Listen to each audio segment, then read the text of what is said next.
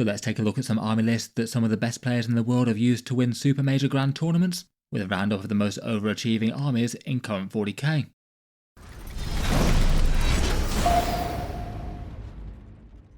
Hello and welcome back to Auspex Tactics, where today we're talking top tier army lists, and with this one having a focus on army lists that have done over and above just winning a standard grand tournament. Since Games Workshop did some fairly big balance changes last time around, including nerfing some things like Death Guard and Imperial Knights, there's been around a couple of months for people to play in grand tournaments and try and win them with their armies. And within those 2 months for this one, I thought we'd look back at some of the absolute biggest tournaments and what won them. For this one, the selection criteria are going to be any events over 100 players for singles 40k events and having at least 6 rounds in them to gather enough information to make that many players in game be relevant. As ever, I would say that 40k at the moment is far more dependent on player skill than choice of faction and specific army lists. Often factions have got lots of good army lists that can work well with different builds now. Give the best list to players of more average ability and they're not going to do as well. But it's still all very interesting to take a look at what's doing well at the very top level of the game. One thing that was quite fun for this one was that for the 8 tournaments that seemed to satisfy this criteria, no less than 8 different factions seem to have won these massive great big events, so it's very cool not to see one army just dominating time and again, and perhaps some pretty good credits to Games Workshop's top level balance these days. Getting into these armies played by the victorious generals, and first up we have the Tyranids with an invasion fleet list that Samuel Pope used to win the Battle of Salvation GT with. The Devouring Swarms going 6-0 undefeated at a tournament of 140 players. Like quite a lot of armies in 40k right now, Tyranids feel like they're round about mid-tier for performance both in win rates and event wins. Perhaps feeling a little bit less common to see at the absolute tops of these massive grand tournaments, so cool to see them here. People use both Invasion Fleet and Subterranean Assault on the regular. The Invasion Fleet giving you some big damage against their choice of targets towards the start of the game. Reactive 5+ feel no pains, and I guess quite relevant for this one, the ability to respawn termagants in quite a big way, replenishing multiple units at once if possible. What's quite unusual about this one is that it's an all very horde style Tyranid list, over 120 bodies on the board, 80 of them being termagants with dual spine fists, and then it looks like they've got a Tervagon to back them up, giving them lethal hits and allowing them to regenerate through its rule. And then seems like there's also some Venom Throats to provide some cover to make them harder to kill, and that 5+ feel no pain stratagem that you could hand out. There's a Winged Hive Tyrant here as well that could be throwing around some stratagems for free. It feels fairly rare to see Tyranids with this many bodies on the table, particularly doing well at the tops of events. Those big hordes can certainly sweep onto objectives and gum it up with a lot of OC though. And with lethal hits on the go and the ability to fire a bunch of twin-linked pistol shots in melee, they are at least going to stack a whole bunch of saves on the enemies. They can do quite a bit of chip damage if you bother to roll them out. Feels like they'd be racking up the primary score, and then there's 3 units of 10 Gene Stealers to hit enemy important infantry a bit harder. Lots of mass attacks there, and I guess they might try and coordinate with one of those Neurolictors maybe to keep in synapse range and get strength 5 when they need it. With their fast movement and scouting, it feels like between them, the Neurolictors to infiltrate, and then the Termagants to back them up, you've got loads of board control here. Potentially being able to body block the enemy for a lot more time than they want to. The Neurolictors might be able to deny the enemy from contesting objectives from you and give you a +1 to wound against battle shield things from time to time, which again are going to be a big deal with all those volume attacks. Then there's a Biovore to farm out some Spore Mines. They can deny advances and potentially stop the enemy getting into the mid-board early on and auto-complete some secondaries otherwise. Some Hormagorns as another cheap unit of chaff that can sweep onto a mid-board point and be very expendable. And then a battery of Exocrines that could certainly wipe out some elite infantry. They feel like quite a nice pairing, so things like tanks and elite infantry can't just completely relax. Depending on the enemy army, they could go for the lethal hits against monsters and vehicles if that makes more sense than targeting infantry. In any case, very cool to see a horde-style Tyranid list doing well. The inclusion of the Tervagon is particularly fun. They just haven't really seen the table so much in 10th edition. Obviously they need some Termagants to make them work, but for the 160 points they are kind of remarkably tanky for the cost, and do have a small amount of melee threats that could be pretty significant against tough monsters. Next up, and sticking with the Xenos, we've got a Tau list. It looks like Ken Edwards managed to win a tournament called Tennessee Elite Open with 108 players with it, going 6-0 undefeated, and using the Kauyon detachment. Tau have been slightly on the upper end of Warhammer Army performance recently. Loads of event wins and high placings. Certainly feels like getting the Riptides up to strength 10 with those ion accelerators helped them out in a pretty massive way. Detachment balance for them is impressively good, giving you some pretty significant sustained hits damage buffs later in the game. Some nice stratagems returning to reserves for stealth suits, extra damage buff stratagems fairly later on, and the potential to defend some Devilfish breaches against getting charged by getting them back into their Devilfish. This list brings a pretty serious amount of firepower to the table. 3 Riptides with ion accelerators, which is pretty common to see since they went up to strength 10 without a points increase. Nice and durable, good to have on the front line, and far more general purpose now. For some more dedicated anti-tank, there's a hammerhead gunship with a railgun, and 2 Skyraids with their big punchy missiles, and some smart missiles to back them up. There's quite a lot of smart missiles here that might be able to chip away against a few things like some Eldari aspects or similar. Then potentially to loiter in the backfield and provide some fire support through the game is a Ghost Kill. That has an Ion Raker and Fusion Blasters. It can jump back into reserves if it needs to jump around the table, and will very likely survive to the late game to make use of the Kauyon buffs here. Commander Shadowsun is here in the stealth armor. She can grant the units reroll ones to hit if they're not already getting it with stealth suits, and is otherwise just quite a nice utility lone operative. Again, return to reserves makes her better here than elsewhere. To spot for the rest of the army are 2 teams of stealth suits. I guess they're going up in points and numbers now, but either way they're still going to hit one unit very hard with a big reroll damage laser. Then to move into the midboard, there's 10 Pathfinders that can infiltrate with some ion rifles. Quite a nice infiltrate squad with a surprising amount of damage punch as well. 10 breaches in a Devilfish that can hit something on a midboard objective super hard. And there's 2 Scouting Piranhas that can be good nuisance units and potentially move block things. Then finally for some board control and objective support, there's some Kroot Carnivores that can sticky the home objective, a pair of Krootox Riders that can be quite a nice cheap utility unit, and a squad of 5 Vespid Stingwings that can jump onto the board to do secondary objectives and then jump back into the sky if they need to do more. Overall feels like really quite a nice well-rounded Tau list with a little bit of most things. Lots of heavy firepower, lots of good utility units and things to fight for the midboard. Perhaps the biggest difference to quite a few of them being no crisis suits here, though I guess maybe they're not quite as vocal a unit compared with Retaliation Cadre or Experimental Prototype Cadre or things.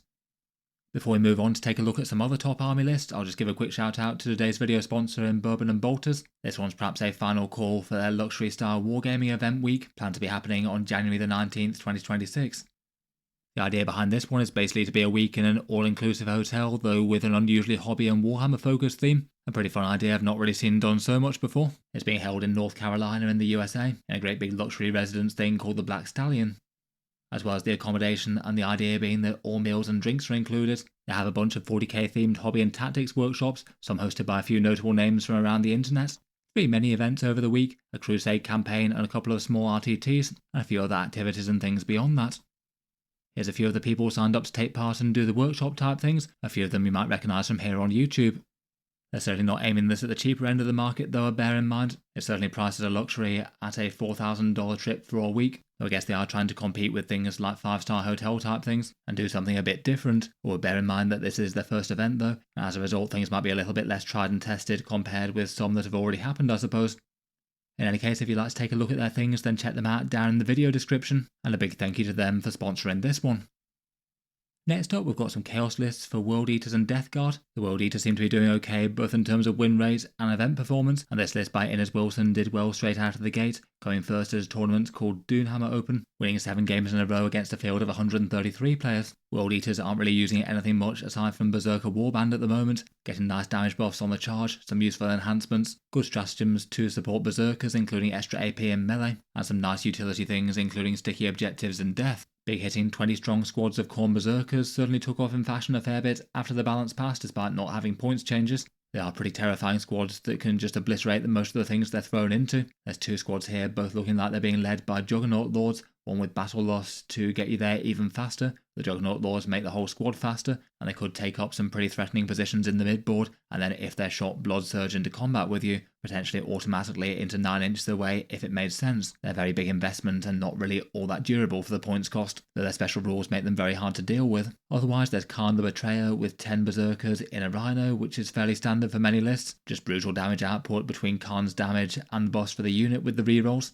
And then for the buffed up 8-bound, there's 2 sets of exalted ones here, one with a Slaughterbound with a Berzerker Glaive in the unit, and he could be getting up to damage 4. Both of these just utterly ruinous if they can get into enemy vehicles, though their damage output's general purpose enough that they're not going to be wasted against other stuff either. With Deep Strike they could have a potential to rapid ingress too. Then there's some Jackals for sticky objectives, and 3 units of 2 spawn. That's really nasty little trading units for the World Eaters, being able to scout up the board and potentially get first turn charges if it makes sense to pin the enemy back, or just be nicely violent units that can both bully enemy trading units and require more than just a little small arms to bring them down. Overall looks like an intimidating list, particularly those enormous Berzerker units to dominate the mid-board, potentially wiping out multiple units at once, and maybe blood surging further if it makes sense.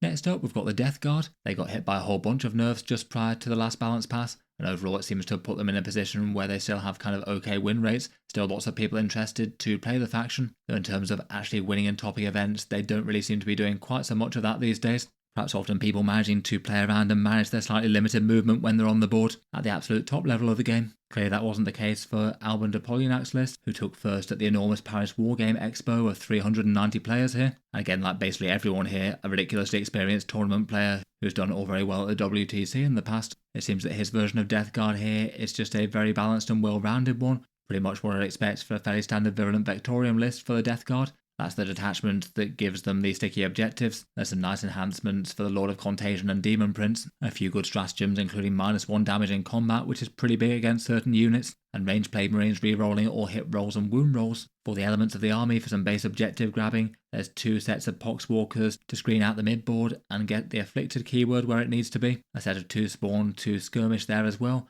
and a tallyman that can hold the home field while sitting around and farming up some command points. Providing fire support and a bit of speed to get lines of sight, there's 3 feet of bloat drones with the heavy blight launchers. They're still just very well rounded, scary and easy to use firepower, particularly against anything that's afflicted, and then 2 Mephitic blight haulers as well, extra nasty against tough stuff with their +1 to hit and wounds. Then to move up into the midboard, there's a maxed out combo of Plague Marines that go heavy on the ranged weapons that the unit can take. They'll jump out of a Rhino alongside a Biologist Putrefier and Malignant Plague Caster, and between the Rhino, the Putrefier, Plague Caster, the Afflicted rule, and maybe re-rolling all hits. That's a unit that's probably going to have ranged damage outputs to 1 round the majority of Warhammer 40k units in the entire game, never mind if they get 2 charges well after that. Then slogging into the midboard, maybe alongside some of the Demon Engines or the Plague Marines, is a Demon Prince. He gives out some discounted stratagems and is extra tough here with his toughness 12 and revolting regeneration for his feel no pain. And then finally, to strike deep into the heart of the enemy, are 2 Lords of Contagion with some Death Shroud Terminators.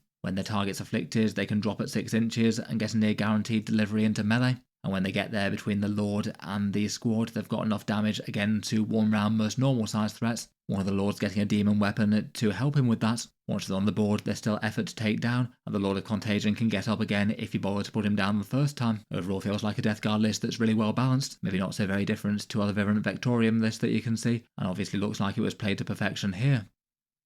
Moving on, and we've got some holy firepower from the Adeptus Sororitas here. The sisters generally having quite a good time of it since the last balance pass, one of the highest win rates in the game, and equally doing well on the tops of tournament tables too. Their last update maybe being kind of kind to them to give them some buffs when they already seem to be doing alright already. In particular, some really big help for Retributors. It looks like Jack Titus certainly made good use of the Retributors with the multi-melters here, going for the Bringers of Flame detachment that hadn't been used quite so much previously, and bringing a lot of hard-hitting, fast-moving, close-range firepower to the midboard with them. He used this list to go 8-0 undefeated at the 3-day Coventry GT of 190 players. The list is led by Morven Varl with 3 Paragon Warsuits, a staple in the vast majority of Sisters lists. They've just got pretty ridiculous firepower with their multi-melters and all the reroll buffs that they get. Being able to advance and shoot to gain some lines of sight with them certainly won't hurt them here, and the Armour of Contempt equivalent is quite relevant for them with their 2+ saves. Then quite a lot of the rest of the list is in 6 Rhino chassis.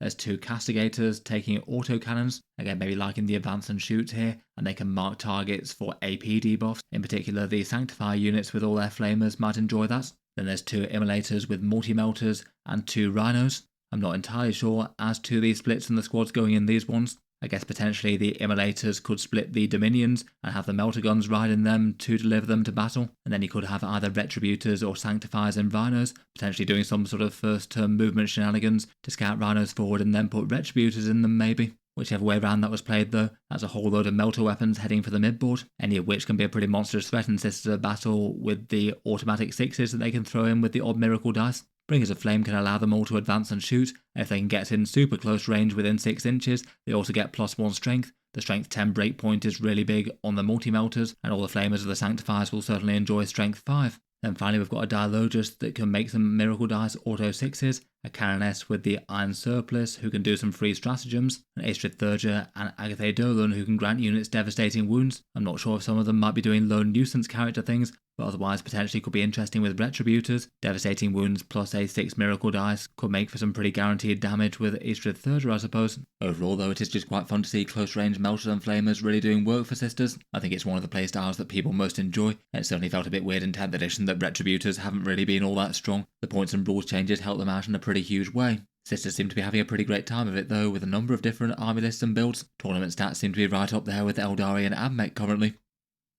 Next up we have some more Chaos, and this one's Liam VSL's list, who came first at the London Grand Tournament yet again. It really is a pretty insane achievement to win this thing once, let alone 3 years on the trot. Chaos Space Marines feel like they're in a fairly well balanced place at the moment. Several detachments and units pretty viable, and their fair share of both gameplay and tournament wins. The detachment used here was the Veterans of the Long War one of the slightly lesser played ones, but with some big advantages. You get kind of Chaos Oath moments with re-rolling hit rolls against 1 marked targets for some extra damage, an Armour of Contempt equivalent, and a few other really powerful stratagems, including a reactive normal move of 6 inches. That's always big to have to be able to save units from death, and potentially if you don't destroy your Focus of Hatred, you can flex into a fights first against them. Liam's list is a pretty fun looking and nicely balanced one. A good mix of strong damage dealers and utility units. There's 2 Rhinos worth of nasty melee stuff. Fabius Bile with a big squad of Chosen to bulk out their stats. And between the Rhino and Advance and Charge, they can make some very long charge rolls. And then there's a Chaos Lord, I believe he'd be with those Legionaries. A nice and cheap but very punchy squad to fight for the midboard. The Lord gets a big go turn with some powerful stats, and the Legionaries give him rerolls. For other potential things to go in that Rhino, there's a Nemesis Claw that can just turn off enemy stratagems in close combat, which is really quite a big deal, and a set of allied Noise Marines for some ignored cover firepower, and I guess they'd certainly enjoy the Focus of Hatred rerolls. Then there's a great big scary squad of Warp Talons,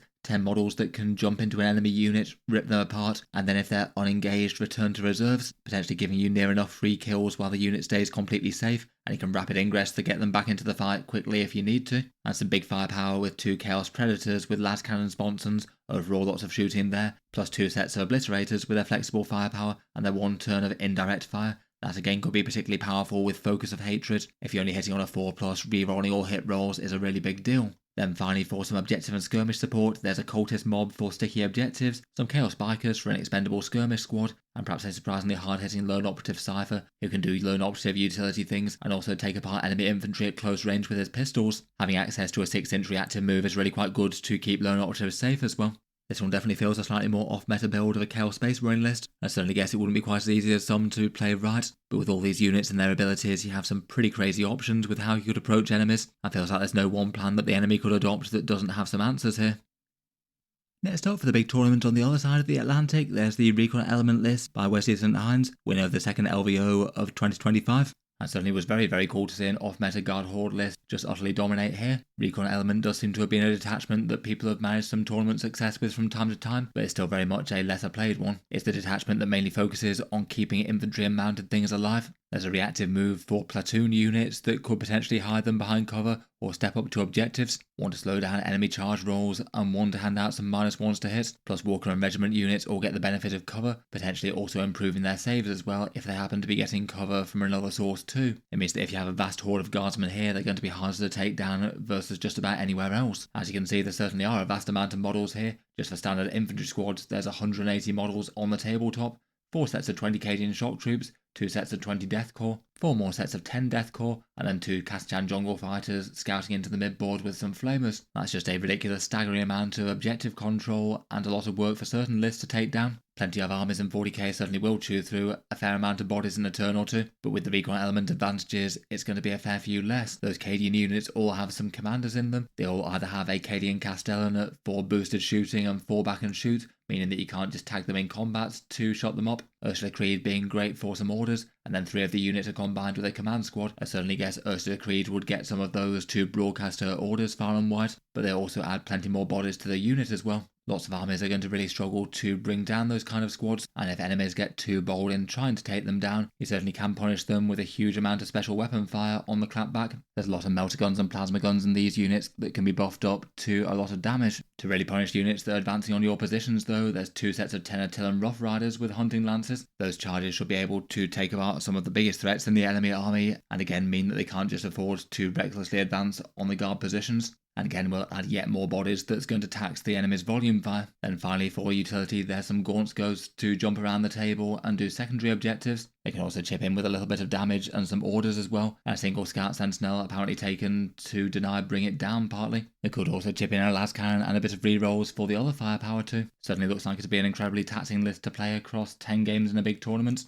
I guess there's the bodies here to absolutely dominate on primaries, and certainly have a pretty great chance of dealing some significant damage to a whole bunch of elite infantry style armies. There's certainly some big limitations as to how that damage would get there, and maybe being a bit reactive to what the opponent does. Always pretty fun to see a Horde Guard doing well though. Finally, last but most certainly not least here, we have the Adeptus Mechanicus by Richard Siegler of the Art of War. who used this Skitarii Hunter cohort, board control, and big las cannon damage dealer army to win the world champions of Warhammer. Admech certainly having been one of the biggest powerhouse factions of 40k recently. Belisarius core style rerolls, amping up the army's damage in quite a big way, and then several other already good data sheets getting meaningfully buffed as well, and there's certainly plenty of those in this army as well. The detachment used is the Skitarii Hunter cohort, so again, maybe a bit more the stealth and survival style one. This one gives your infantry and Iron Striders stealth, so everything a little bit harder to kill at longer range. Plus some really solid stratagems, a 5+ feel no pain, a can't shoot me one, an advance and charge, and a return to reserves, and some good enhancements as well, the one being used here being the Cantic Thrownet for both Doctriners. Belisarius Cord heads up the list and means that he can absolutely pile damage into one target with his big rerolls, and he does have other options beyond that. That just seems super nasty for the Iron Striders with their scary twin las cannons. There's a maximal 3 sets of 3 here, 2 with las cannons and 1 with auto cannons. The las cannons just providing it. The las cannons giving murderous anti-tank between their sustained hits, big rerolls, and twin links now. Never mind any further buffs from Doctriners. And then the auto cannon one is a bit lesser played, but gives you some other interesting options that do well against both fairly elite infantry and some more anti-horde. Basically, almost the entire rest of the list is 2 wound Skitarii board control though. There's a couple of squads of rangers for their sticky objectives and to keep that marshal safe, but then beyond that there's 25 Taraxi Skystalkers. They can do secondary objectives and move block the enemy, potentially dropping at 9 inches, then moving 6 inches closer if you really want to do that in style. It'd also be potentially quite nice for return to reserves as well, maybe that small squad in particular for secondary objectives. Then there's 3 enormous squads of Sicarian infiltrators, pretty auto included in every Admech list, and they got better since their taser goads gained AP on an already very nice skirmish unit. They might like the advance and charge, or potentially the 5+ feel no pain to keep them alive on the midboard. And then a squad of the Rust Stalkers with Razor and Cord Claw, so that's the 2 damage option that they have now. Again, a very nasty unit that can move very fast indeed and hit super hard in close combat when they get there. The detachment also has a +1 to wound rolls if they can target some enemies in isolation as well. Like the rest of these, certainly looks like a horrendous one to deal with when played by an expert player like it certainly was. Certainly one that has some Admech 9th edition vibes though, with all those Iron Striders and 2 wound bodies, and not going to be the sort of army that most people are putting on the table with the sheer price of these. I don't think anyone will be too surprised if Admech get a few nerfs come the next balanced data slate. In any case though, hope you've enjoyed a roundup of a few of the very strongest lists in Warhammer 40k over the past balance patch. Let me know your thoughts on any of the armies and any other interesting things about them I didn't mention. I look forward to hearing any interesting insights in the comments as always. A big thank you to Bourbon and Bolters for sponsoring the video. Feel free to check out their website for their luxury style wargaming event down in the video description. That's happening in January early next year. That's about it for this one though. Feel free to subscribe to Auspex Tactics if you'd like to see more like this. I'll certainly keep the regular 40k videos coming, with new ones out just about every day. If you've been enjoying the videos on the channel, Auspex Tactics does have a Patreon page as well, and you can find that linked in the video description if you'd like to help support and keep these coming. Channel patrons do get a fair few advantages, seeing certain videos early, regular votes to see what sort of things happen next on the channel, and automatic entry into the regular prize giveaways with a chance to win some big model kits each month. If any of that sounds good to you, or you'd just like to help support, the link's in the video description below. In any case, a massive thank you for listening, and I'll hope to see you guys next time.